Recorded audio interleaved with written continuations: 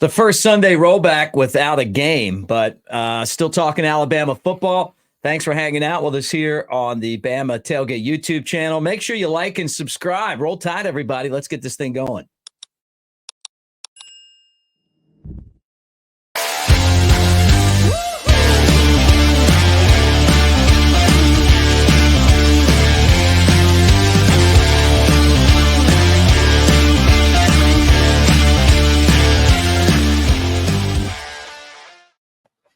What do you say, everybody, with Chad Anderson and Heath Haley, our special guest. I'm Mick Gillispie. Great to have all you guys join us here on a Sunday as we talk a little bit of Alabama football. And first off, welcome to the studio, Heath, and then good to see you, Chad, in Nashville. Roll Tide, everybody. Roll Tide. Roll Tide. Lot to talk about, lot to be excited about. So much going on in the world of Alabama and obviously college football. But let's start with the transfer portal, Chad. Were you concerned at all when Ja'Cory Brooks announced that he would transfer? Haven't really seen him make an impact like we thought he would this year. And, normally that's a good sign for a player when they're like, you know what, it's probably time for me to go somewhere else. Yeah, no, I mean, it was one of those where Alabama, we've talked about it, Mick. They haven't had a playmaker, on the wide receiver front.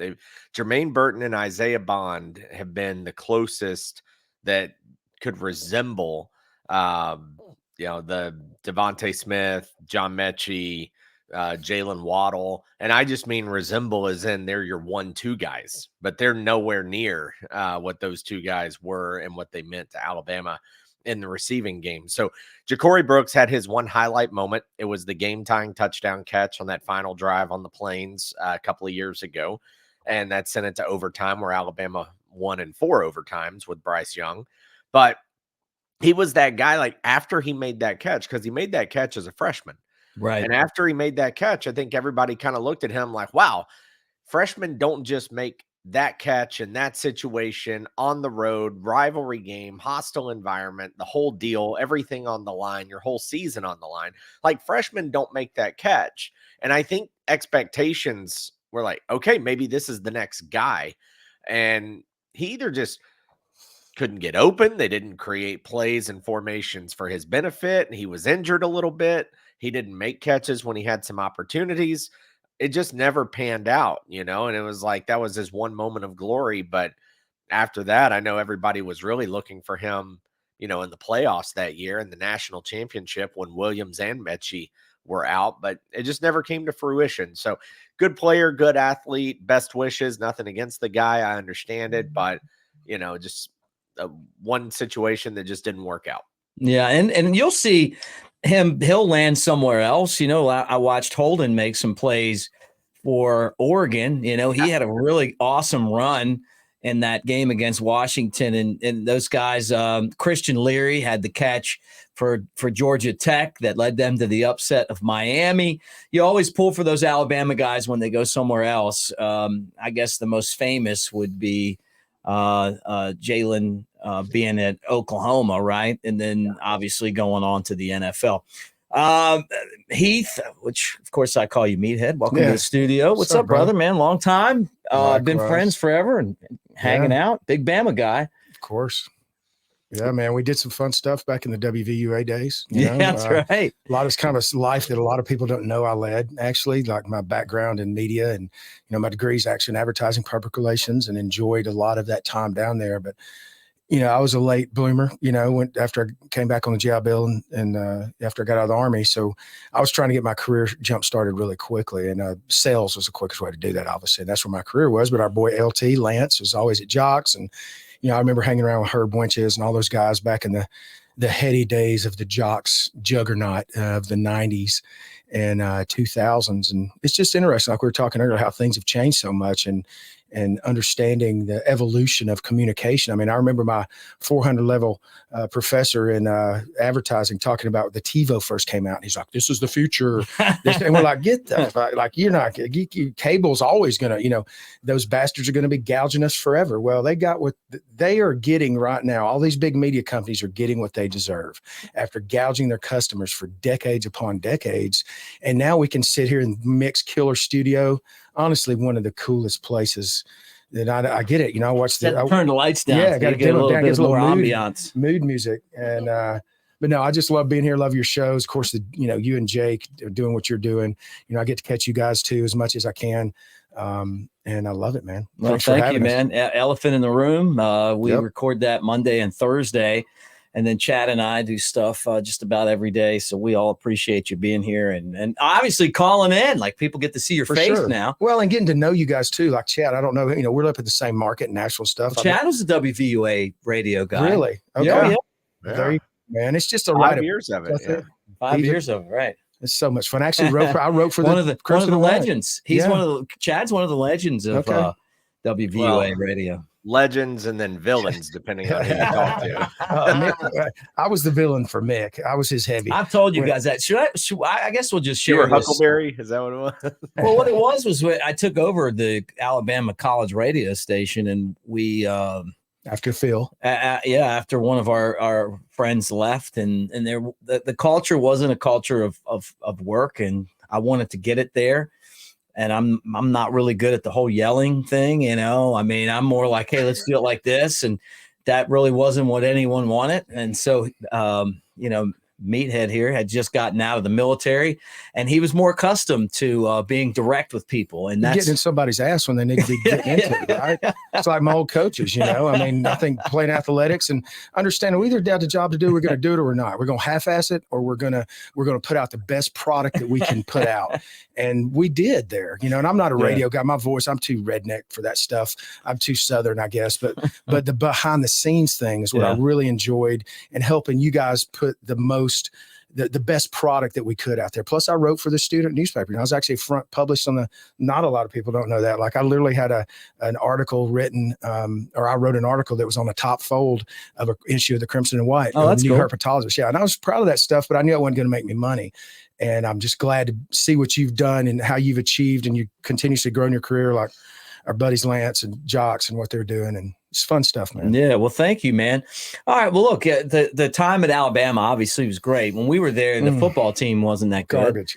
And so now, we're kind of in the midst of this like dynasty. Mm-hmm. And every time we turn around and meet, you're a regular caller to Feinbaum at the beginning of the year. He lets me on because he knows I know his people. Like, I know Kublick, I know a lot of those guys. Cole and I are tight. We lived together up in Huntsville, and when he broke into radio and all that stuff. But yeah, the whole getting and just engaging with, I just see so much. It's easier nowadays to do, Yeah. And like you said, Franchione, that clown, like that was the worst segment, I mean, in modern history of Alabama football. I mean, we had the Whitworth years. A lot of people don't know, between, Coach Bryant coming in after Coach Thomas, and, but that Whitworth, where Coach Bart Starr's got this huge, I'm looking forward to seeing that. The Bart Starr football behind you. Mm-hmm. Look at it. It's my first ever time I saw my son's name signed by someone. It was by Bart Starr, man. Right? And he told me, salt of the earth. You remember we were at WVUA, and he told us his teams were terrible. Salt, though, such a great person.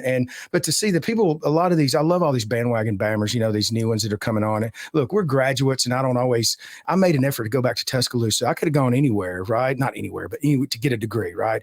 But back then I couldn't get into Tuscaloosa now. I mean, in the early 2000s early 2000s, late 90s. But the fact that we did it, and the people don't know the history. I went three straight years. I took all of my interim courses. I took all summer school. So I didn't have time to go back to my apartment, which was right off campus. So I went to the Bryant Museum, and I got a crash course in the history. Like, we're the first Southern football team to play in a Rose Bowl and win a Rose Bowl. We've got more Rose Bowl appearances. Remember the Rose Bowl. We'll win there. And guess what? We have a game in the Rose Bowl this year against Michigan. And we were lucky enough to be at the 09. Well, yeah, right. We were there in 09. What was your reaction, Heath, to winning at Auburn?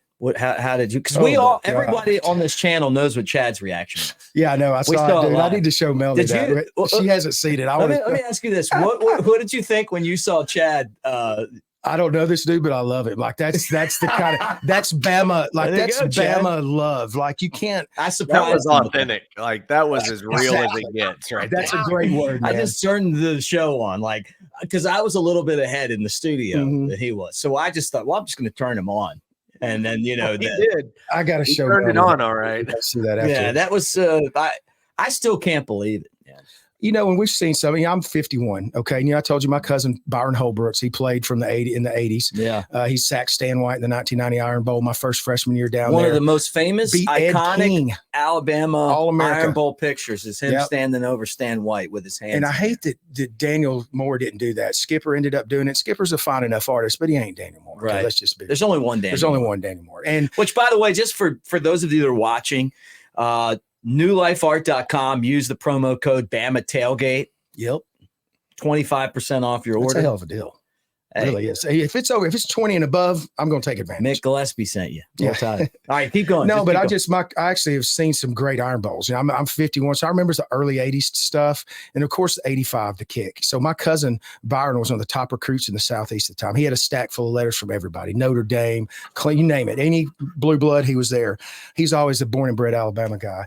Well, his back then, of course, was played at Legion Field, where it still should be. Yeah, personally. I wish Birmingham would have upheld the bargain of. Look what's going on with the Red River shootout, and that place is, even though they're about to put a ton of money to refurbish the Cotton Bowl the way it should be, that true 50-50 game, just like the largest cocktail party, that's just an event. And I hate that we lost that, but hey, counting on the leadership of Birmingham to do anything right, give me a break, right? and I'm a native there. I won't graduate from Homewood and all that, but I digress. So basically, this was the 85, man. We're sitting in the gold seats, like right below. Coach Perkins was there.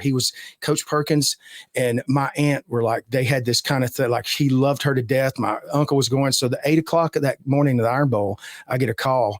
My sister, or my cousin's sister, Nicole, she didn't want to go to the game. We're in the 8th grade. And I get a call at 8 a.m. You want to go to the Iron Bowl? I'm like, of course. And I go. And of course, I'm sitting there on the 50-yard line next to Freddie Wagan. I don't know if you guys may be a little younger, remember Freddie Wagan. He had like 7 years of eligibility. A little white, redheaded kid, great route runner, great catcher. Old school guys don't know him, but I was sitting in the stands watching that, and Van Tiffin ran out to do the kick. And back then, you could put it on the tee. They had a rubber tee that you could kick off of. And I remember looking over, and Freddie Wagan's aunt had the old tiger paw, and just garbage, right? And I'm an 8th grade kid, so I'm respectful. She looks at me, and I remember it because there's this buzz in the crowd before that play was about to go down. She goes, "That little boy can't kick that ball that far." And as soon as it came off his foot, I get chills talking about it right now. Just the feeling you get of adrenaline and energy and craziness, right? And that's where I learned also a lot of bourbon and brown waters consumed. There was a lady in front of me with a handle of Beam white label, just pouring people's, this was the 80s, man. It was just crazy. Yeah. Fast forward to this last year's version.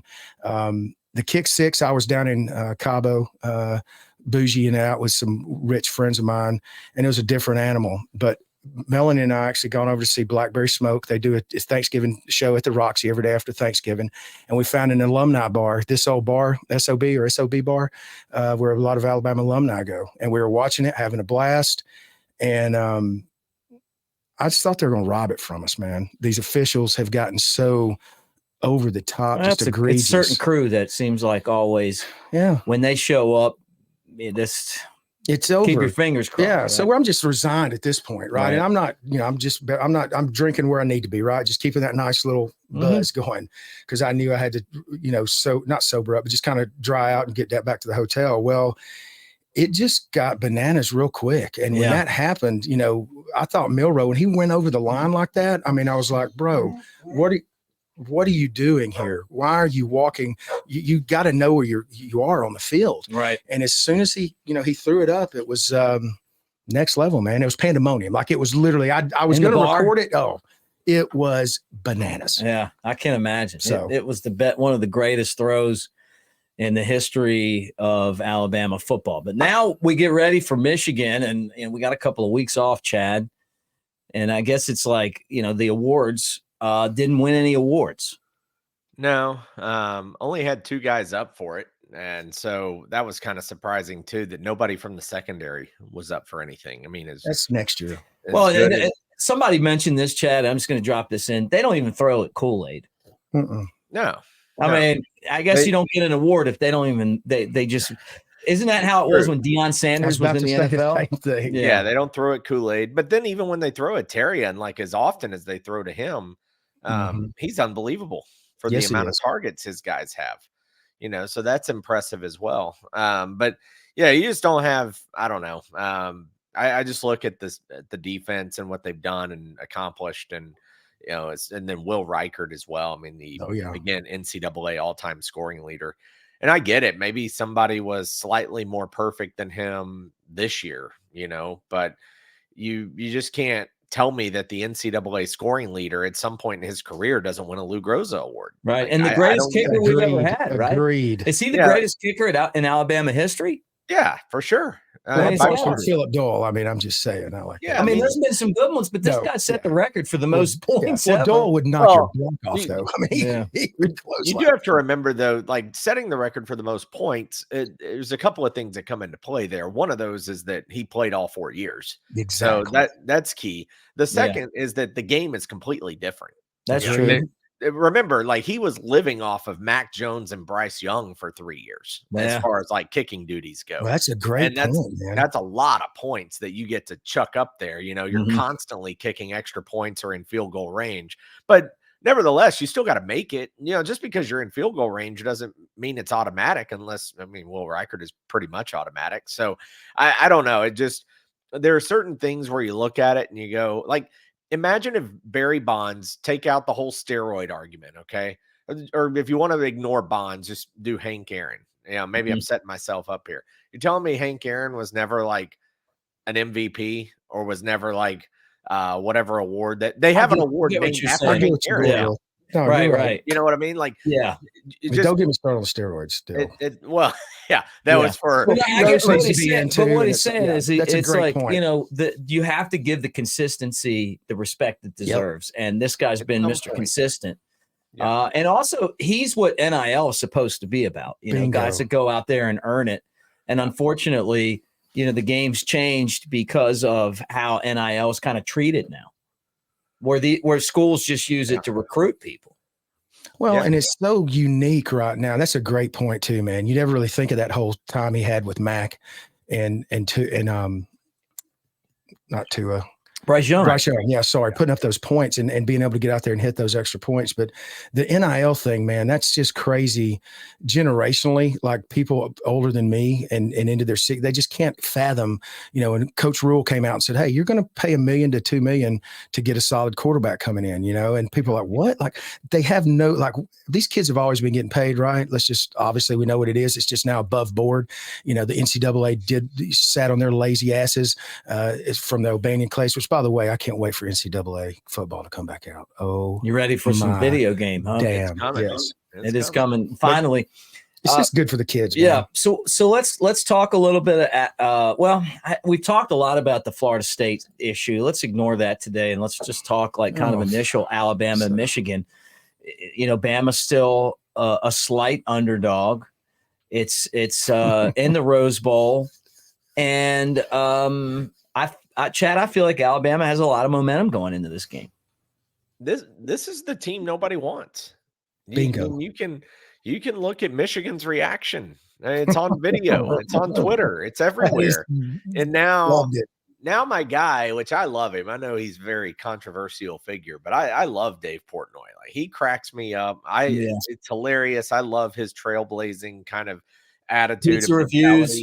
Yeah. Love his pizza reviews for sure. The pizza reviews. And just he's the guy that talks sports the way we all talk sports. He just does it on camera and doesn't care if he offends the masses. And that's where he differs from traditional media. And so like he wouldn't work out on WVUA. So not at all. But he keeps harping on Michigan's not afraid of Bama. That reaction was more shock that Florida State didn't get in, not that, oh no, we don't want to play Alabama. You're full of it, man. You don't want to play Alabama. Like there's no doubt that your backside didn't clench a little bit, okay? Whenever that you tuckered up, you got a little bit puckered up there. It puckered, different kind of lip puckered there. I mean, there's no doubt that, but it's rightfully so. Like, who do you want to play? The team that's won 10 in a row, 11 in a row, that's hot, that has the greatest coach of all time on the sideline, that's got a top 15 defense, it's got a quarterback that went from being benched to 6th in the Heisman. Like, you want to play that team, or do you want to play the team that has a backup quarterback and ran through an ACC schedule and had to, barely get by a few of the bad teams in that conference? And it's an easy answer. We would say the same thing. We would want Florida State instead of Michigan, but it's just funny that that reaction got caught on camera. And I just love the disrespect. I mean, continue to put other teams as the favorite. I love it. Alabama is now 6-2 against the spread under Nick Saban when they're underdogs. Absolutely love the spot. It's just more and more motivation. I'm shocked, but you said it, Mick. Like, Vegas figured out Alabama teams previously. They can't figure this one out. They don't know which one it is. They can't figure it out at all. No, they're totally confused. I mean, you can tell that by their spreads. But they're taking on Michigan. Jim Harbaugh, maybe he's due to win one of these football games. I don't know. I mean, I feel like this Bama team, having survived the SEC, is in good shape going there. And I love the way that Jalen Milroe's gotten better as the season's gone on.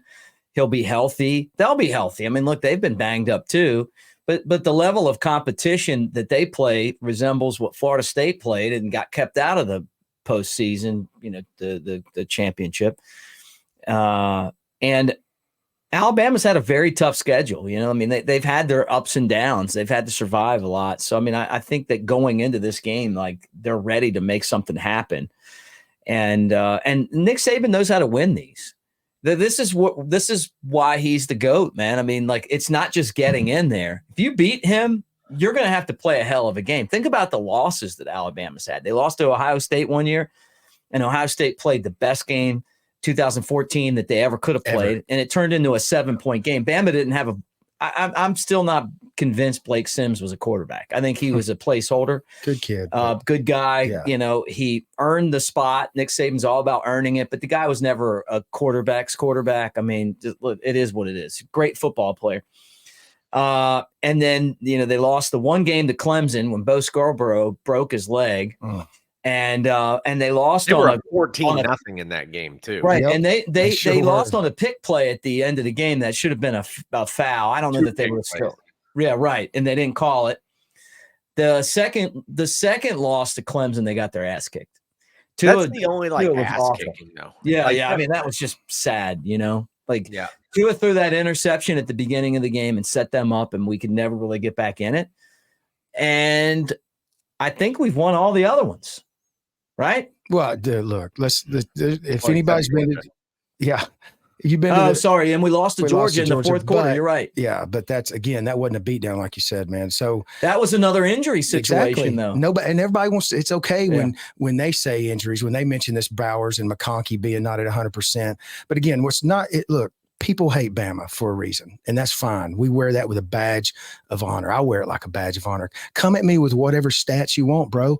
I don't care. Victory. What do we play for? Championships. That's right. We own it. What do we play for? Victories. We're getting close to owning it, right? And just tradition cannot be matched. And if everybody's ever been to the Bryant Museum, which I've spent way too much time in over my life, there's a great film. Is there, you said you went in there and worked on some of your stuff. Is there like a library area? No. I would hang out in between classes. Oh. So they would let me, because I was a student, I got in free, and I would just hang out and really read, and I sit down the old school version before they put Coach Saban stuff in there, obviously. Of course, this was back when Shula was there. Right. And they had the huge area, the little kind of had everything on a loop. There wasn't a lot of film footage of Coach Bryant, but there's this one footage, I think it's from an Orange Bowl. They were down, and he's in a short sleeve shirt with a tie. He goes, "We got him right where we want him, boys.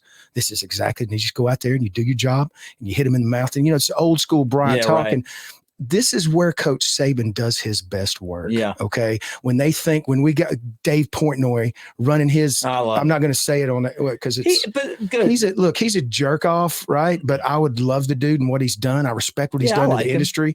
But as far as jerk off Michigan guy, like these dudes love to talk. Michigan fans are some of the worst. Well, Florida State's up there too. They're new money. Florida State's new money. It was a girls' college before Bobby Bowden came there and cut through that easy ass, weak ass ACC schedule. And they had an opportunity to come in the SEC and they turned it down. Right. And now Coach Saban, I just think this team has grown so much. I really think you could tell he loves these guys. Jalen Milroe may end up being one of the best quarterbacks at the end of the day when it's all said and done to play on the capstone. And I hope to see Jam Miller, stomping on their chest like Eddie Lacy did down in Miami when Notre Dame thought they were coming in with that fake girlfriend and Manti Te'o. See what happens. Yeah, you fuck with the bull, you get the horns. Okay. Sorry, my bad. That's all right. You can edit that out. No, I mean, we'll just leave it in there at this point. This is like the week, the first Sunday game. Like we just break down the game, but we don't have a game. We did watch Army Navy, which was a pretty good game. I mean, honestly, like watching the level of competition wasn't what we're used to, but the passion and the pageantry and all that stuff was great. So on the floor, Bama does it right. We were at the floor, Bama, not Chad, but Heath and I. But Chad, I mean, what else are you thinking of right now as we roll into, now we're past the Heisman. Jaden Daniels won. We knew he probably would beat him. Took care of business against LSU, but I thought he was the best player we faced all year. Agreed. And awesome. He got knocked out of that game, or who knows what would have happened. I think it would have been closer than it was. But now here we go. I mean, it's kind of like where you really start to prepare for Michigan. Mick, I don't know about you, but what has it been? 1 week and 6 hours since we were announced as the fourth team in the playoff, somewhere in there. And man, it feels like it's been 8 years in That's that 1 week. Like this You're week, ready. You're right.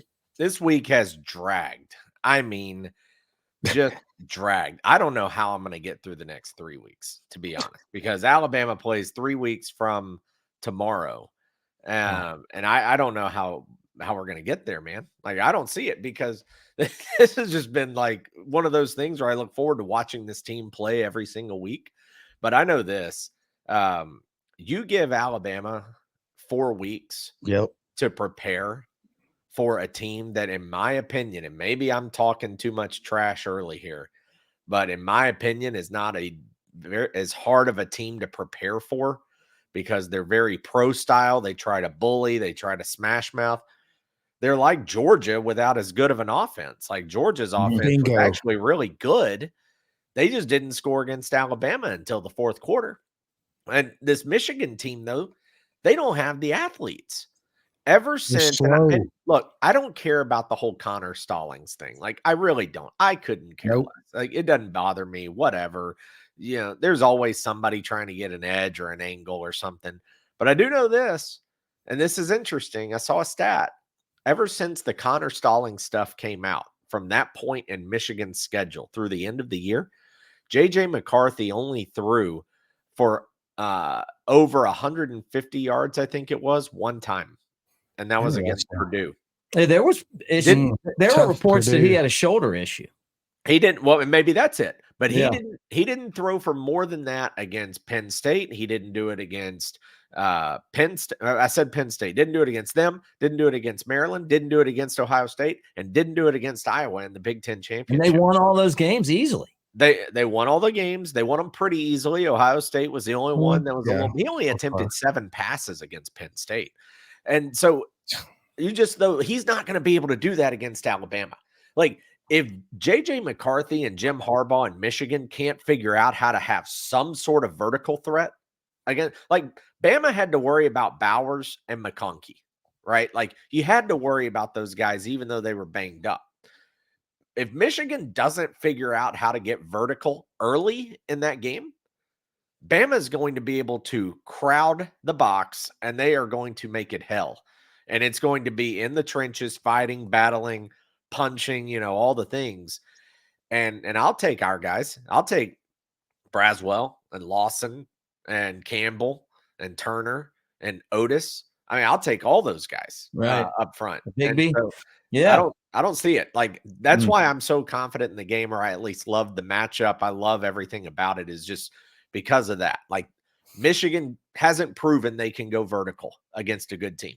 And so until they prove it, and Alabama's got a really good defense. Yeah, I'm with you. I haven't seen a secondary like ours either. Yeah, no, I'm with you on that too. Well, let's wrap it up. Like, just kind of where we are right now. I'll start with you, our guest, Heath. What do you think? Well, I'm going to really just kind of dovetail on what Chad said, that, look, they don't want this smoke. They don't. They know what's coming. They see it. You can say and placate, and Dave Portnoy could get in and chirp all he wants.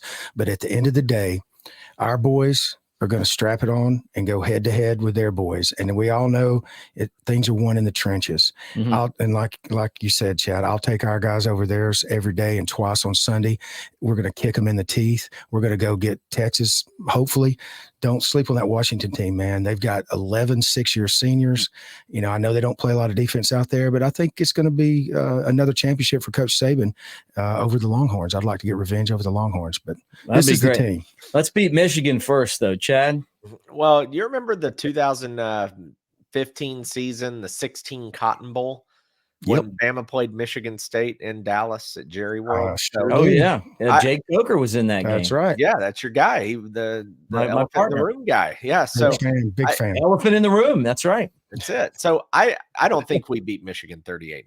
Okay, I'm not out here predicting that. It's not going to be like that. But I wouldn't be surprised for that. I think it's that kind of a game where it is just a slow slugfest. And Bama didn't even pull away in that game until the second half. I want to say at halftime it was 10-0 or 14-0, something low scoring. So I just don't see, though, anything other than that kind of a game where it's try to establish your dominance in the trenches, enforce your will. Mick, we're going to be texting a lot about elixir and medicine during this game.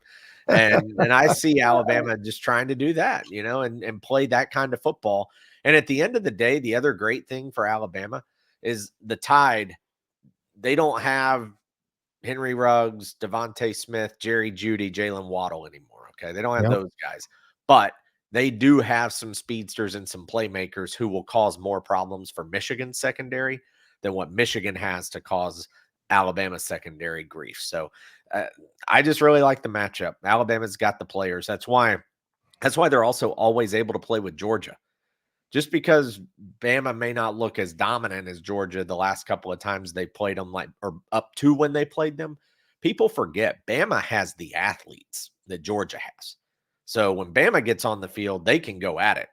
Whereas you put the athletes like Alabama has against, for example, Michigan State, State could hang in there for a half.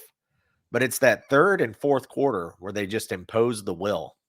And that's where Alabama starts to pull away. I'm with you, man. I think this is the game that Vegas really gets burned on because I think Alabama should probably be about a 6-point favorite. Yeah. And I'm with you. I think they're going to run the ball. I think they're going to dominate at the line of scrimmage. And Bama's practices are so tough that Jake Coker says, like, you get ready for these games. When the game happens, it's not even half as tired as you are when you get done practice. And that's why Saban pushes these guys so hard. And don't I just think the ones versus the ones. I mean, I'm sure he does. I mean, I'll ask him tomorrow, but it gets pretty physical out there.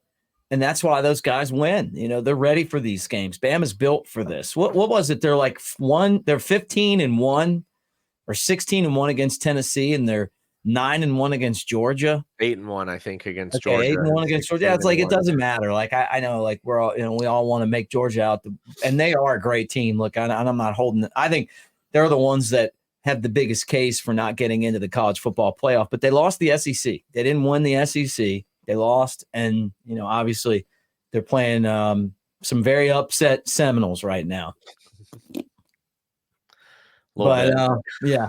And that's a topic for another show. Anyway, well, this was fun. Sunday rollback, always kind of our extended edition here on the channel. Make sure you guys like and subscribe. Chad, I want you to tell Heath and the rest of the crew all about modern lending.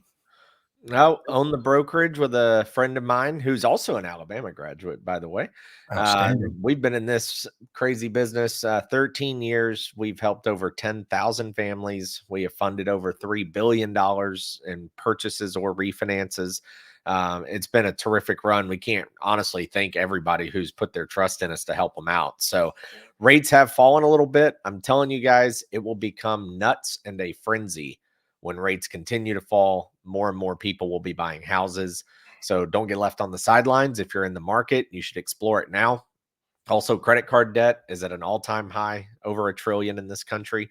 People are doing cash out to pay off those 25 and 30% credit cards. So if we can help you out, info's on the screen there, chadanderson.info, and would love to take a look at it. If you're interested, be glad to help. And we're also, for this channel, in honor of the 18 national championships, we're doing $1,800 off your closing costs in the form of a lender credit whenever you do something. So don't let me forget that. Make sure you tell me where you came from. But that's it. Would love to help if you guys need some. All right. It's been fun, guys. We'll do it again real soon. Make sure you like and subscribe, and roll tide.